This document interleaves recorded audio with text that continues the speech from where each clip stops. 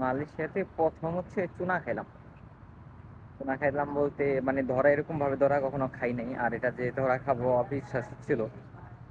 কারণ আজকে একটা দোকানের শপ আপনাদের নিয়ে যাব। তো এই শপটাতে হচ্ছে আমি এর আগেও ছিলাম, মানে এটা হচ্ছে একটা জিম সেন্টার, শপ না, শপ বলে ভুল হবে, এটা হচ্ছে একটা জিম জিম ফিটনেস সেন্টার ছিল। তো আমি এখানে আগে জিম করছি, প্রায় 3-4 মাসের মতো জিম করছি, দেন মিডলে ছেড়ে দিছি।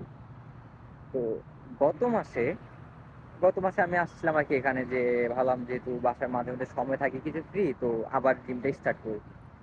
তো যে বাবা সেই কাজ, সেজন্য এখানে আসলাম। আসার পর হচ্ছে ভর্তিতে জানলাম। তো আপনার দেখাই হচ্ছে শপটা, এটা হচ্ছে এই শপটা। তো এটা হচ্ছে জিম, যেটার মধ্যে আমি জিম করতাম, জিম অপটিমাম ফিটনেস হাব। তো এটার মধ্যে করছি। তো আমি এর আগে যখন করছি তখনও ভালো ছিল, মোটামুটি সবার সাথে একটু ফ্রেন্ডলি ছিলাম। তো মিডলে 5-6 মাস গ্যাপ দিছি, কাজ কোনো একটা কারণে জিম করা হয় নাই। তো মেম্বারশিপটা আমার হচ্ছে বাতিল হয়ে গেছে, তো গ্যাপ গেছে অনেক দিন। তো তারপরে আবার আসলাম এখানে। তো যেহেতু এখন 5-6 মাস গেছে, আমাকে নতুন করে সবকিছু করতে হবে। তো ওরা বললো হচ্ছে যদি আমি মান্থলি প্যাকেজ করি তাহলে হচ্ছে 120 রিঙ্গিত, মালয়েশিয়ান রিঙ্গিত নেবে আর কি।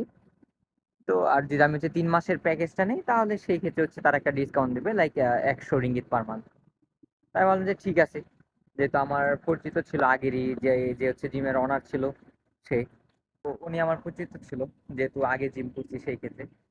তো আমি ভাবলাম যে ঠিক আছে, তাহলে হচ্ছে আমি ভাবলাম তাহলে আমি 3 মাসের প্যাকেজটাই নিই, যেহেতু আমার মান্থলি 20 রিঙ্গিত করে হচ্ছে সেভ হইতাছে। তো আমি ওনার সাথে হচ্ছে টাকা ট্রান্সফার করলাম, দিয়ে হচ্ছে সবকিছু করলাম। তো আমার বললো যে বিকালে আমি রেজিস্ট্রেশনের যে ব্যাপারগুলো তোমার পাঠাই দেবো হোয়াটসঅ্যাপে। তো বলছে ঠিক আছে। তো আমি ওই সপ্তাহ হচ্ছে একটা কাজের ব্যস্ততার কারণে আমি আর ওই সপ্তাহে জয়েন করি, মানে 3 থেকে 4 দিন গ্যাপ পড়ছে।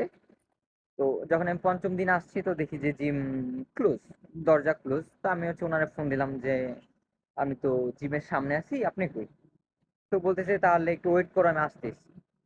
তো ওনার আর খবর নাই, প্লাস হচ্ছে আধা ঘন্টা পর শুনলাম উনি আর ফোন ধরে না।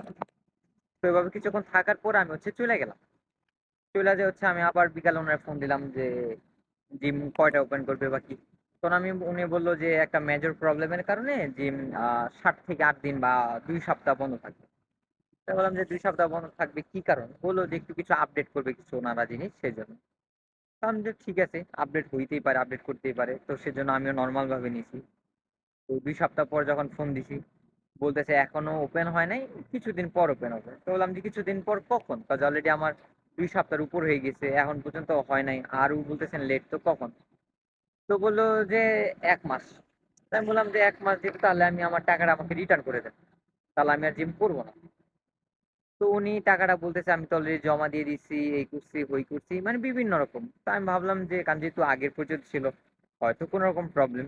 তাই বললাম যে ঠিক আছে, তাহলে 1 মাস ওয়েট করি। তো 1 মাস ওয়েট করতে হতে আমি তো কাজের কারণে আছে এই পাশে আসা হয় নাই। তো যখন আসলাম তখন থেকে দেখি যে এটা একদম খালি।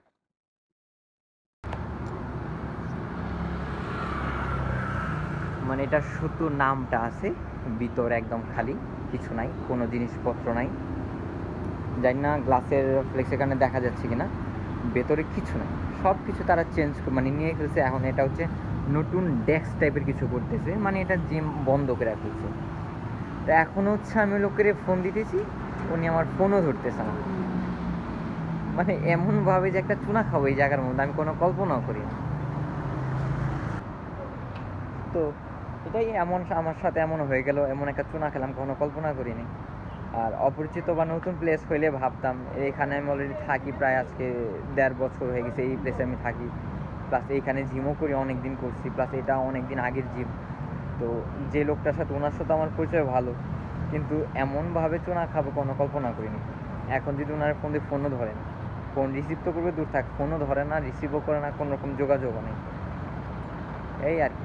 তো অনেকে অনেক সময় আমরা বলি না যে সব কিছু সাবধানে করলে হয়তো টাকা পয়সা মায়ের খাওয়ার চিন্তা ভাবনা কম থাকে। তো ও সব কিছু সাবধানে করা থেকে যে এত পরিচয় থাকার পরেও তো টাকা মাইর খেলাম, যেখানে আমি নিজে 1 বছর ধরে থাকতেছি, এখানে আমি আগে অলরেডি জিম করছি, যেই লোকের সাথে পরিচিত আছে, আমি যেই অ্যাপার্টমেন্টে থাকি উনিও ওই অ্যাপার্টমেন্টেই থাকে। তো এরকম পরিচিত লোক হওয়ার পরেও যদি আমি টাকা মাইর খাই, তাহলে আপনি আর কোথায় বিশ্বাস করবেন, কারে বিশ্বাস করবেন? যাক, তো জাস্ট আপনাদের সাথে শেয়ার করার ইচ্ছা ছিল, সেজন্য শেয়ার করলাম। তো ভালো থাকবেন, আবার কখনো কথা হবে নেক্সট কোনো ভিডিওতে।